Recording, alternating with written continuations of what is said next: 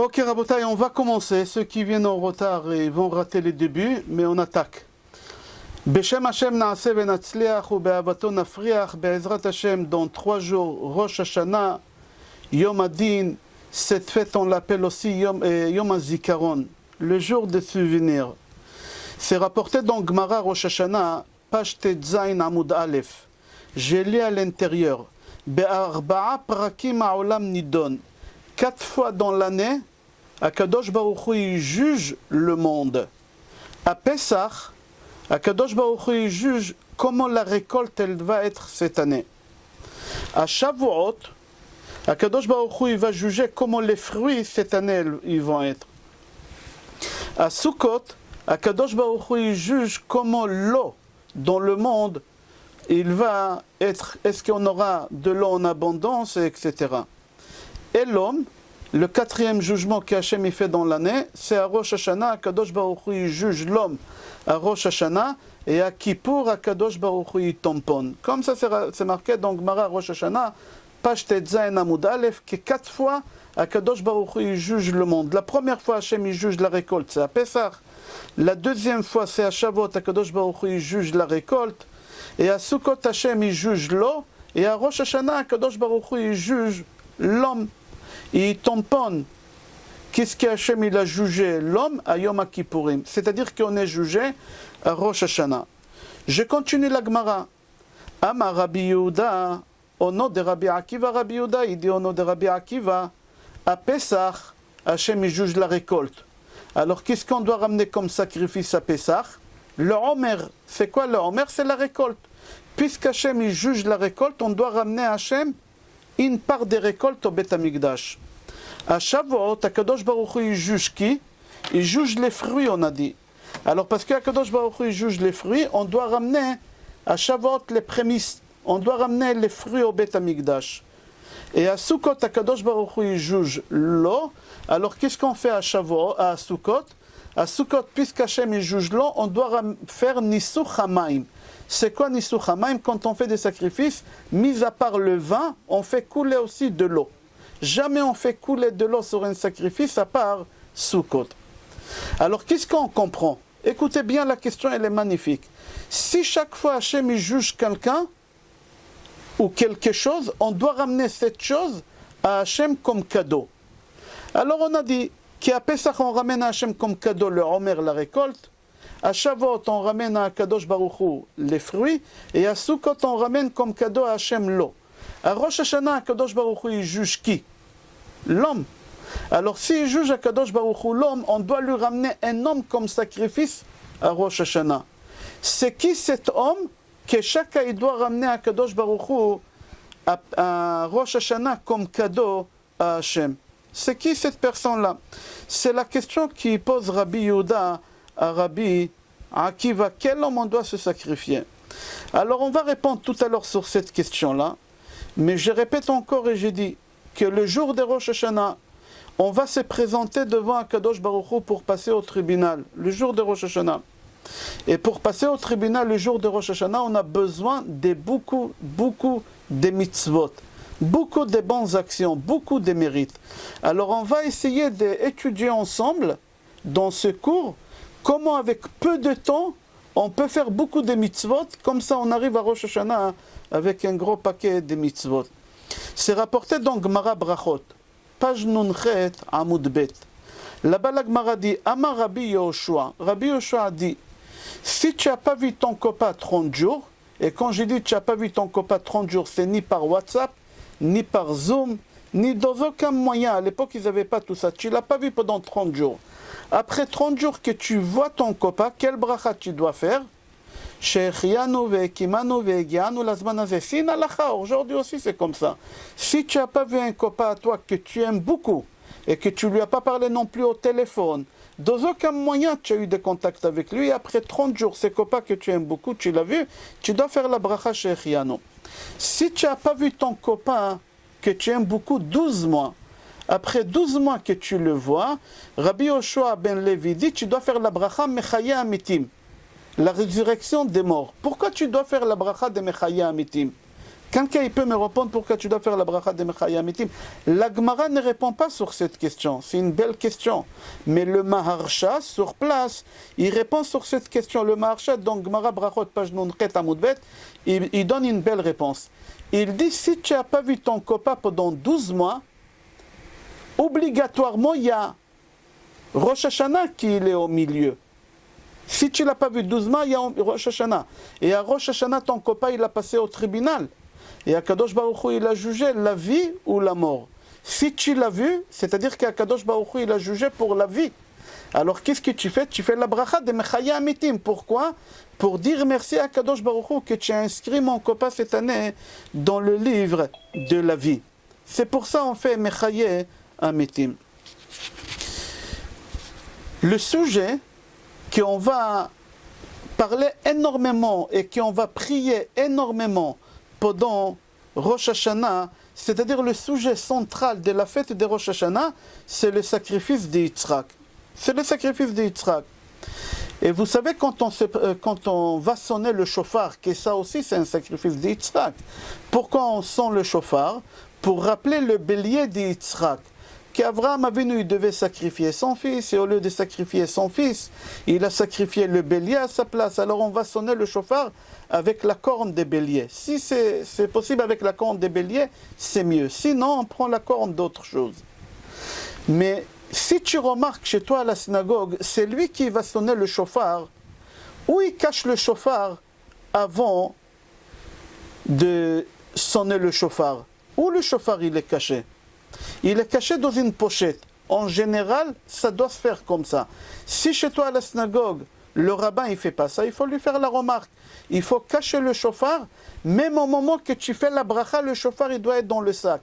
Moi personnellement, je sonne dans ma synagogue, qu'est-ce que j'ai fait?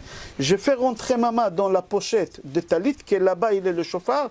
J'attrape le shofar, j'ai fait la bracha, j'ai fait Shechianu le premier jour. Cette année, on ne sonnera pas le shofar le premier jour, qui est le deuxième jour parce que c'est Shabbat. Au moment que j'ai fini la bracha, au dernier moment, j'ai fait sortir le shofar et je le mets direct dans la bouche et je sonne. La question que je pose, pourquoi on doit cacher le shofar jusqu'au dernier moment? Il ne faut pas faire sortir le shofar jusqu'au dernier moment. Seulement au dernier moment, tu fais sortir le shofar. J'ai trouvé dans un livre qui s'appelle Machane Ephraim une très très belle réponse sur cette question-là. Pardon, pas Machane Ephraim, Maté Ephraim. C'est important de dire le livre. Dans le livre Maté Ephraim, il donne la réponse dans Siman Taf Kuf Pei Hei. Il donne la réponse pourquoi on doit cacher le shofar jusqu'au dernier moment. Et seulement au dernier moment, on découvre le shofar après qu'on a fait la bracha et on sonne directement. Parce que c'est rapporté dans le Midrash, comme ça il dit, dans Maté Ephraim, et c'est rapporté aussi dans le livre Ktse Amaté, qu'en réalité, tu trouveras la raison dans aucun livre. Dans aucun livre, il donne la raison. C'est une raison qu'on ne dit pas, il n'y a pas de sources, on ne donne pas de raisons. Même à Ari Akadosh, il ne parle pas dans son sidour. Il y a un sidour qui s'appelle le sidour de Harizal. Il ne parle pas de ça. Mais il dit, je vais te donner une réponse que j'ai trouvée dans le livre de Rabbi David Luria. Il a écrit un livre qui s'appelle Kidmot HaZohar. C'est un livre de Kabbale et il donne la raison. Écoutez, pourquoi le shofar il doit être caché jusqu'au dernier moment? Pour la simple raison qu'Avraham Avinu, quand il a pris Yitzhak pour le sacrifier, il fallait monter l'autel. Autel, c'est A-U-T-E-L. L'autel où on doit faire le sacrifice. Avraham Avinu, au moment qu'il a fabriqué l'autel, ça lui a pris 1 heure. Pendant cette heure-là, le Satan, il aurait pu faire des problèmes, des complications pour que le sacrifice il n'aura pas lieu. Il aurait pu faire en sorte que le couteau il va tomber sur la jambe d'Yitzhak et Yitzhak il va être coupé un peu. Et quelqu'un qui est coupé un peu, on ne peut pas le sacrifier, il n'est pas kasher. Avraham Avinu, il avait peur qu'il y ait un défaut qui va arriver à son fils. Qu'est-ce qu'il a fait?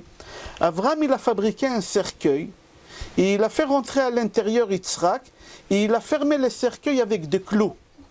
Il n'a pas voulu prendre un risque que le Satan il va venir et il va faire tomber un défaut de chez son fils et il ne pourra pas le faire sacrifier. Le temps de fabriquer l'autel, il a enfermé son fils dans un cercueil. quand il a fini de fabriquer et au dernier moment, pour sacrifier son fils, vraiment au dernier moment, il a fait sortir de cet cercueil pour le sacrifier. Et là, Hachem il lui dit, tu ne le touches pas. C'est pas ton fils qui va se faire sacrifier, c'est qui? C'est le bélier qui va se faire sacrifier.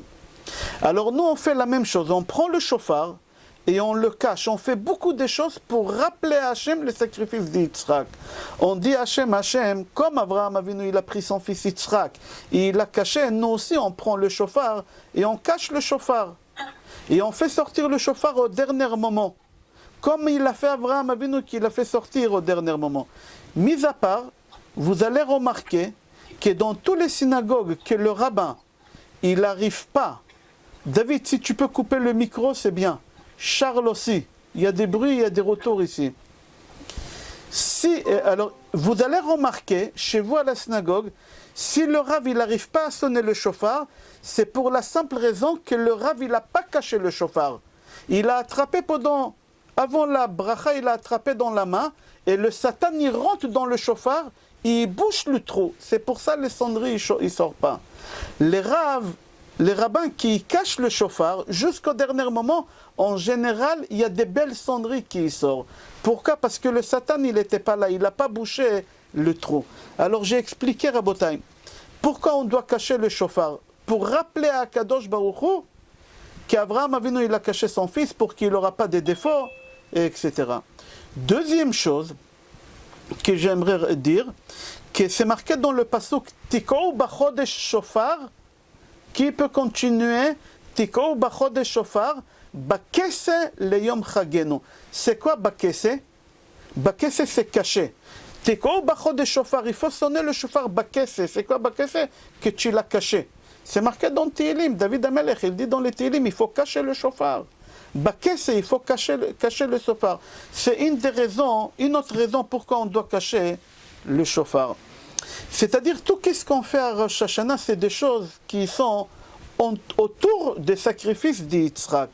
Autre chose qu'on fait, on fait le tashlich. Cette année, comme le premier jour de Rosh Hashanah, il tombe Shabbat, alors on ne peut pas sonner le shofar. Et on ne peut pas aller non plus faire tashlich.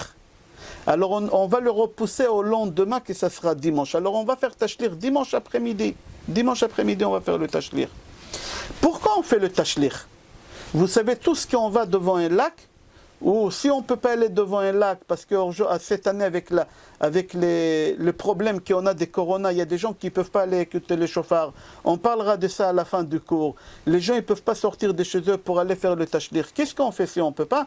On prend un robinet et on ouvre un robinet et quand l'eau coule, on fait tashlich. On n'est pas obligé d'aller devant une source d'eau. Mais pourquoi on va devant un lac? Ici à Paris, on a le canal. Alors on y va devant le canal. Toutes les communautés, tu le vas devant le canal il est rempli.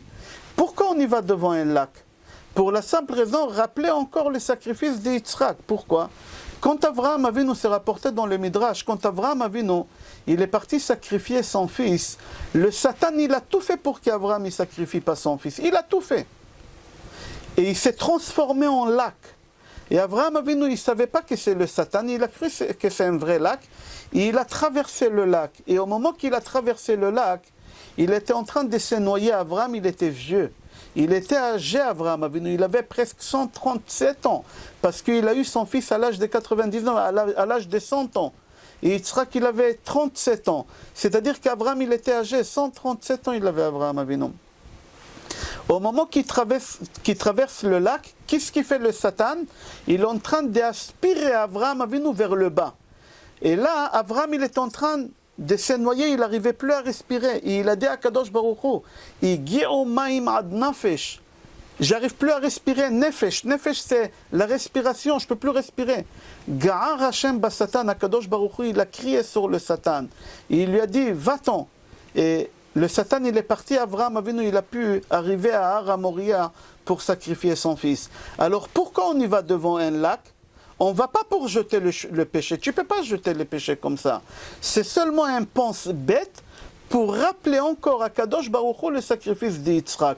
C'est-à-dire tout ce qu'on fait autour de Rosh Hashanah, que ce soit dans les prières, que ce soit le soir, veille de Rosh Hashanah, dans les simanim, on prend une tête de mouton pour rappeler à Kadosh Baruch Hu le sacrifice d'Yitzhak. Rabbi Chaim Mivolojin, il dit sur une Mishnah Avot. Il y a une Mishnah Avot, chapitre Hey, Mishnah Bet. Là-bas c'est marqué, il y a 10 générations entre Noach et Abraham.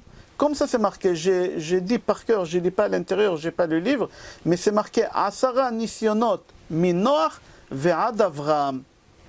La Mishnah d'après, qu'est-ce qui est marqué là-bas? Asara Nisyonot nitnasa Avraham Avinu. Avraham Avinu, il a eu 10 épreuves. Alors Rabbi Chaim Mivolojin, il pose une belle question, il dit je ne comprends pas pourquoi dans la Mishnah d'avant, dans Mishnah Bet c'est marqué qu'il y a 10 générations de Noach à Avraham. Stop. Dans la Mishnah Gimel, c'est marqué là-bas quoi? Qu'Avraham, notre père, il a eu 10 épreuves. Je ne comprends pas, il dit Rabbi Chaim Mivolojin, pourquoi c'est marqué dans la deuxième Mishnah Avinu, notre père, et dans la Mishnah d'avant, la première Mishnah, Mishnah Bet, c'est pas marqué Avinu. Écoutez la belle réponse et je vais raconter une histoire que vous connaissez, mais on va développer cette histoire ensemble pour savoir comment on peut faire beaucoup de mitzvot avant d'arriver à Rosh Hashanah et répondre sur la question qu'on a posée au début du cours. Une très très belle question, une question bombe atomique qu'on a posée, mais les personnes qui n'étaient pas là, qui viennent d'arriver, je vais leur répéter la question tout à l'heure rapidement.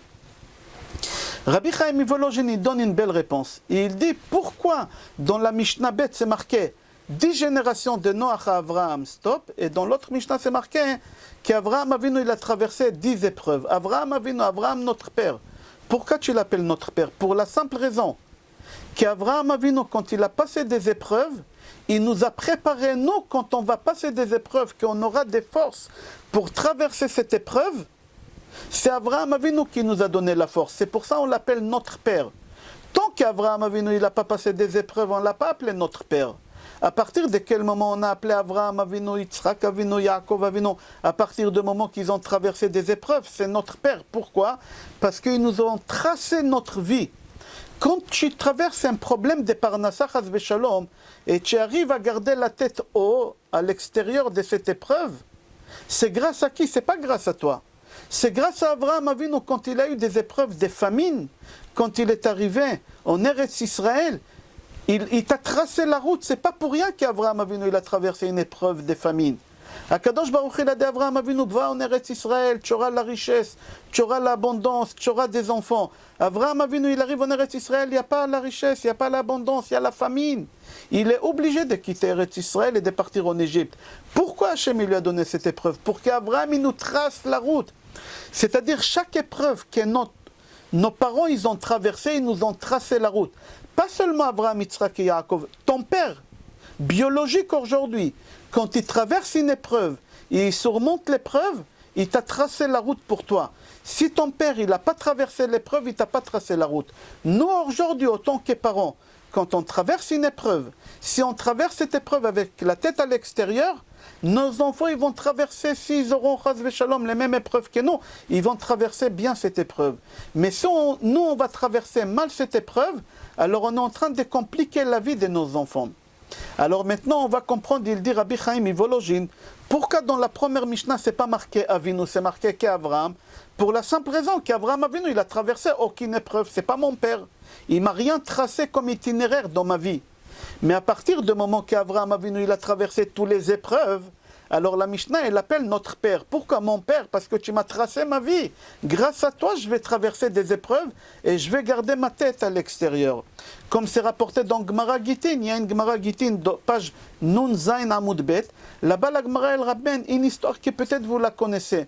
Nous en Israël ils nous racontent cette histoire quand on est petit à Hanouka. Parce que cette histoire elle s'est passée à l'époque des miracles de Hanouka, à l'époque des Grecs, à l'époque d'Antiochus. Antiochus il a attrapé une femme qui elle s'appelait Chana Veshivat Banea. Cette femme Chana, elle avait 7 enfants. Et la guerre de Hanouka c'était une guerre de religion. C'était pas une guerre d'exterminer les juifs, non. C'était une guerre d'exterminer le judaïsme. Si tu changeais ta religion, on ne te tuait pas à l'époque de Hanouka. C'est pour ça qu'on allume des bougies de Hanouka, c'est la spiritualité.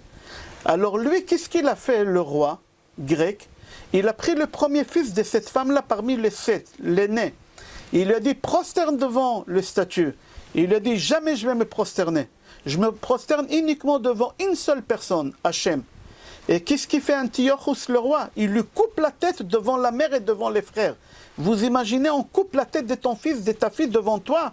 Comment tu vas réagir? Tu tombes dans les pommes, tu t'es évanoui. La mère, elle est restée droite, elle n'a pas bronché. Le roi, il prend le deuxième fils. Prosterne. Je me prosterne devant personne, uniquement devant Hachem. Il lui coupe la tête devant la mère et devant les autres frères. Et ainsi, tous les enfants, il a tué 6 enfants devant la mère. 6. Arrivé au 7e enfant, qui avait l'âge de 4 ans, il lui dit, écoute, mon fils, je ne te demande pas de te prosterner. Je vais mettre ma bague par terre devant le statut. Toi, tu vas t'abaisser pour la ramasser. Toi et moi, nous, on sait que tu n'as pas prosterné. Mais les gens qui ils te regardent, ils croient que tu as prosterné. Fais-le pour moi. Sinon, je vais perdre la face. Comment? 7 enfants, ils m'ont eu. Le garçon, il lui a dit, je me prosterne devant personne. J'ai fait comme mes frères. Antiochus, il a demandé de le tuer. La mère Hana, elle se lève et elle dit au roi, je peux récupérer mon fils 2 minutes avant de les tuer. Il lui dit, Antiochus, oui. Cette mère, elle prend son fils de 4 ans et demi devant tout le monde. Elle fait sortir son sein et elle l'allaite. Elle allaite son fils. Et quand elle a fini de l'allaiter, elle dit à son fils, écoute-moi bien mon fils, dans 5 minutes tu vas te retrouver devant Dieu. Là-bas tu vas retrouver Abraham.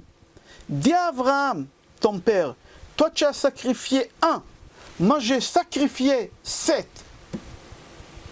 Et là, le roi il coupe la tête de son 7e enfant, et là-bas la Gemara elle raconte que la femme, on lui a demandé elle aussi de se prosterner, et elle n'a pas accepté, elle a dit je préfère mourir. Et elle s'est jetée. Elle s'est jetée du toit et elle est morte sur le corps de ses enfants. Comme ça, là-bas, la Gemara elle raconte dans Gitin page Nunzaïn Amoud Bet. Jusqu'ici l'histoire. Rav Galinsky Zatzal. Hervé, tu te rappelles de Rav Galinsky? Zatzal, c'était un Rav quand on partait à Lederman, à Bnei Brak, où il y a Rav Kanievski, à Mavdil. Tu te rappelles, je t'avais dit, va l'embrasser la main, c'est un Rav, petit détail. Je lui dis, un jour, tu vas regretter si tu l'embrasses pas la main. Et c'est ce Rav, la Rav Galinsky, qui est décédé il y a quelques années. Je confirme, je me rappelle. Tu te rappelles, tu es parti lui embrasser la main. Ce Rav, la Rav Galinsky, il pose 2 questions. La première question qu'il pose, il dit, je ne comprends pas. Ton fils, il va mourir d'un moment à l'autre. Qu'est-ce qu'une mère, elle est en train de réfléchir à allaiter son fils avant qu'il meure? Il meurt avec la faim ou rassasié. Quelle est la différence pour une mère? Pourquoi? Deuxième question qu'il pose, il dit, c'est quoi, qu'est-ce qu'elle est en train de dire à son fils? Va chez Abraham Avinu, dis-lui, il y en a 1 contre 7. C'est quoi, c'est un match de football? Il y a un 7, toi tu as fait rentrer 1 goal, moi je te fais rentrer 7 goals. C'est ça qu'est-ce qu'elle dit? Il faut comprendre qu'est-ce qu'elle fait cette femme-là. Est-ce qu'elle a perdu la raison? Une femme qui elle perd ses 6 enfants comme ça, elle va perdre le 7e. Et elle n'a plus personne au monde. Elle a perdu la raison, elle fait sortir son tété devant tout le monde. Et elle allait son fils qui vont le tuer dans quelques minutes. Elle est en train de lui dire, monte au ciel et tu dis à Abraham Avinu, 1 contre 7. C'est quoi ces choses-là? Rabota, il y a une belle réponse. Avant de donner la réponse, j'aimerais dire la première question au début du cours pour les personnes qui n'étaient pas là. Au début du cours, j'ai dit qu'il y a une Gemara qui elle dit, à Rosh Hashanah, que 4 fois on passe au tribunal devant Hachem, que le monde y passe 4 fois. À Pessah, Hachem il nous juge sur la récolte. La récolte c'est la parnassa, Hachem il nous juge à Pessah sur la récolte. Alors à Pessah on ramène le Homer, c'est la récolte. À Sukkot, Akadosh Baruch Hu il va nous juger sur l'eau. Alors on ramène au Beth Amikdash de l'eau, Nisuch HaMaim. À Shavuot, Hachem il va nous juger sur les fruits. Alors on ramène des fruits au Beth Amikdash à Hachem, des sacrifices et des prémices. À Rosh Hashanah, Hachem il juge l'homme. C'est tout. La question qu'on a demandé, si chaque fois quand Hachem il juge quelque chose, on lui donne cadeau, à Rosh Hashanah, Hachem il va nous juger. Qu'est-ce qu'on doit lui donner comme cadeau? Quel homme on doit lui donner comme cadeau à Hachem? Quel homme? C'est ça la question. Maintenant, on va comprendre cette question, la réponse. On va comprendre la réponse sur cette question. Qu'est-ce qu'on doit sacrifier comme homme à Hachem le jour de Rosh Hashanah? Quel homme c'est toi-même? Toi, tu dois te faire sacrifier à Hachem. Tu dois te faire sacrifier. C'est marqué dans Dvarim, chapitre 29, c'est marqué là-bas comme ça. Pasuk 2. Va'asitem ola. Tu dois te faire sacrifier à Hachem. Comment tu te fais sacrifier à Hachem? Nous, on sait qu'Yitzhak Avinu, il devait se faire sacrifier pour Hachem. Nous, on sait que les animaux, ils se font sacrifier. Mais jamais un homme, il s'est fait sacrifier à Hachem. Hachem, il n'a pas créé des êtres humains pour qu'on les fasse sacrifier devant Hachem. Alors, il répond, il dit comme ça à Rav Galinsky, qu'un homme, il doit se sacrifier devant Hachem le jour de Rosh Hashanah. Le jour de Rosh Hashanah, tu dois déclarer, écoutez-moi bien, qu'est-ce que je vous dis. Aujourd'hui, on est mercredi, veille de Rosh Hashanah. Chacun doit dire comme moi j'ai dit, plusieurs fois par jour. Hachem, moi Raphaël ben Rachel Pinto, je me fais sacrifier pour toi. Et je suis d'accord de mourir pour toi s'il faut mourir pour faire Kiddush Hachem. C'est ça, c'est faire sacrifier pour Hachem. Tu dois ramener un sacrifice à Hachem, un être humain. Le jour de Rosh Hashanah, qui c'est toi? Tu dois dire à Hachem, je déclare Hachem plusieurs fois par jour, jusqu'à Rosh Hashanah. Moi, Shalom ben Yaakov Verina, je me fais sacrifier Hachem pour toi. S'il faut que je meurs pour toi Hachem, à Rosh Hashanah. Au moment que tu es d'accord de mourir pour Hachem, Akadosh Baruch Hu, il ferme la bouche de Satan. Comme Hachem, il a fermé la bouche de Satan quand Avraham Avinu, il est parti sacrifier son fils. La même chose. On a vu ça chez Nachshon ben Aminadav. Quand il s'est sacrifié, il s'est jeté dans l'eau. Akadosh Baruch Hu, il a fermé la bouche de Satan. Melech Mitzrayim, l'ange de Mitzrayim, il a dit à Hachem, Ma ben elu le elu, elu avda avodazara, ve elu avda avodazara. L'ange d'Égypte, il a dit à Hachem, Hachem, je ne comprends pas pourquoi tu tues les Égyptiens. Les Égyptiens, ils ont fait l'idolâtrie. Les Juifs aussi, ils ont fait l'idolâtrie. Pourquoi tu es? Akadosh Baruch Hu, il a fermé la bouche de cet ange. Comment? Quand Nachshon ben Aminadav, il s'est jeté, il s'est donné, il a donné sa vie pour Hachem, il s'est jeté dans l'eau. Avraham Avinu aussi, quand on l'a jeté dans la fournaise, Ur Kasdim, Hachem, il a fermé la bouche de Satan.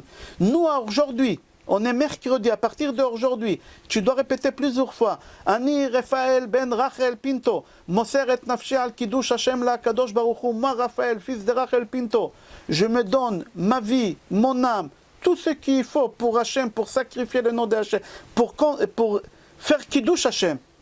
Pour faire Kiddush Hachem. Ça s'appelle donner à Kadosh Baruch Hu cadeau le jour de Rosh Hashanah à un être humain.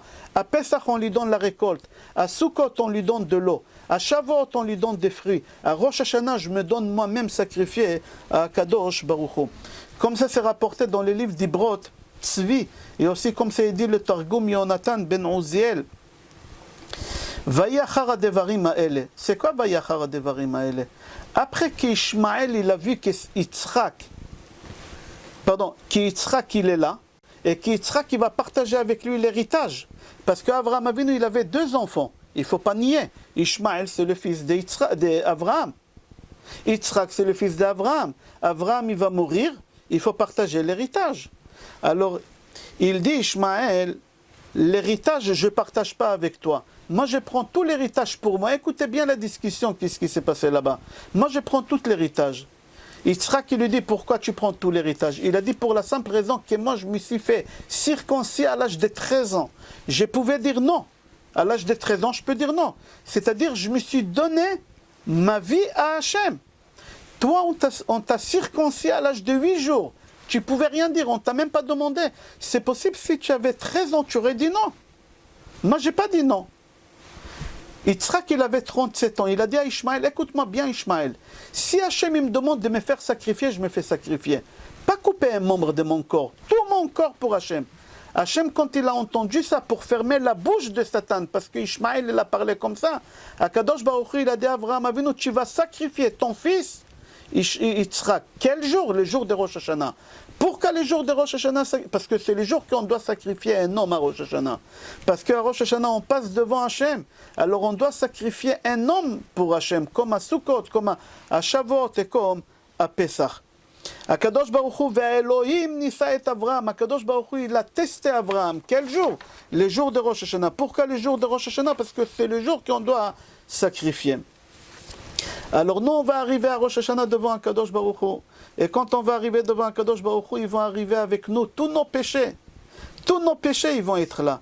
Et ils vont parler du mal de nous, ils vont dire à Hachem, Hachem, regarde celui-là, regarde, David, il est là, à Rosh Hashanah, et il dit à Kadosh Baruch Hu, tu es le roi, tu es ci, tu es ça. On n'a pas le droit de demander pardon à Rosh Hashanah. Rosh Hashanah, on fait couronner Hachem. Mais à Yom Kippour, quand on va demander pardon à Hachem, les mauvais péchés, les mauvaises choses qu'on a fait, le Satan, ils vont dire à Hachem, c'est un menteur. L'année dernière, il t'a dit qu'il ne va pas faire la bise à sa tante. On n'a pas le droit de toucher une femme. Il a promis l'année dernière, il t'a dit, je ne ferai plus la bise à ma tante. Et il ne t'a pas écouté, c'est un menteur, n'y l'écoute pas. Akadosh Baruch Hu, il va fermer la bouche de Satan, qui ne va pas rappeler les péchés que tu as fait. Comment? Au moment que tu dis à Hachem, je me sacrifie pour toi. Il faut sacrifier un homme. L'homme qu'on va sacrifier, c'est moi, Hachem. Cette année, ça ne se pose pas comme problème, hein, la bise. Hein. Le deuxième jour, oui. Le deuxième jour, oui. Dimanche, ça va être. Dimanche, le premier jour, on ne pourra pas sonner le chauffard, ça pose un problème. On parlera de ça si on aura le temps. Alors, qu'est-ce qui se passe? Quand le Satan il va venir parler à Hachem à Rosh Hashanah, et il va dire à Rosh Hashanah, regarde Raphaël ben Rachel, il t'a promis l'année dernière qu'il ne fera pas ci, qu'il ne fera pas ça, c'est un menteur, regarde ce qu'il a fait. Hachem il va dire à Raphaël ben Rachel, Pinto, il va lui dire, tout de suite, prends le chauffard et sonne. Pourquoi? Comme ça, je me souviendrai qu'Yitzhak il s'est sacrifié. Et comme ça, ça va fermer la bouche de Satan. Le Satan, il ne pourra plus parler de toi. À partir du moment que tu te sacrifies à Hachem, Hachem, il ferme la bouche de Satan. Ça, qu'est-ce qu'on dit à Slichot tous les matins, on dit à Slichot. Chatom pi Satan ve'al yastin alenu. Ze'ombo ve'idom. Chatom pi Satan. Ferme la bouche de Satan. Comment? Parce que je me sacrifie pour toi, Hachem. Alors pour avoir des miracles, Be'ezrat Hashem, la nouvelle année qu'elle va venir, Be'ezrat Hashem, qu'Akadosh Baruch Hu nous inscrit dans les livres de la santé, dans les livres de la vie, dans les livres de la Parnassa, des Shlom Bayit, le mariage de nos enfants, on doit donner notre corps à Hashem. À partir du moment que tu donnes ton corps à Hashem, ça fait taire le Satan, et là, Akadosh Baruch Hu, il t'accorde, tout il t'accorde. C'est rapporté dans Gemara Brachot, page Chaf Amud Aleph. Là-bas, Rav Papa, il pose la question à Abaye. Et Rav Papa, il pose la question à Abaye, il dit, pourquoi les générations d'avant, dès qu'ils priaient à Hachem, ils commençaient même pas à prier pour demander quelque chose, ça exaucé. Là-bas, la Gemara, elle raconte qu'il y a un Rav, Rabbi Yehuda, au moment qu'il voulait prier pour la pluie, et pour prier pour la pluie, il fallait enlever les chaussures, comme un ondéier. Il a enlevé une chaussure, il n'a même pas eu le temps d'enlever la deuxième chaussure, que la pluie, elle tombait. Nous, on prie des jours et Hachem, il n'écoute pas. Comment ça se fait que les générations d'avant, Akadosh Baruch Hu, il les écoute? Comme ça, rapide, ils n'ont même pas commencé à prier, ils ont commencé seulement à dire Avinu Malkenu. Ils n'ont même pas commencé à dire la pluie, que la pluie, elle tombe. Nous, on crie et on pleure, Hachem, il ne nous écoute pas. Il leur a dit pour la simple raison que les générations avant, les gens, ils ils donnaient leur corps à Hachem. Ils sacrifiaient leur corps à Hachem. Aujourd'hui, personne n'est d'accord de se sacrifier. Tous, on est des hommes à dire oui, mais au moment, le jour J, personne n'est d'accord. C'est pour ça qu'Akadosh Baruch Hu, il les écoute. Il les a écoutés à eux, et à eux, Akadosh Baruch Hu, il ne nous écoute pas. Le Baal Shem Tov, il dit quelque chose d'extraordinaire. Le Baal Shem Tov, il dit, d'après toi, quelle génération ils sont plus intelligents? Notre génération à nous, ou la génération des Tanaïm? Il dit, notre génération à nous, on est beaucoup plus intelligents qu'eux. Nous, on a beaucoup plus de connaissances. Et comment ça se fait que nous, on n'a pas des miracles comme eux? Parce qu'eux, ils se donnaient à Hachem. Ils se sacrifiaient pour Hachem. Nous, on ne se sacrifie pas pour Hachem.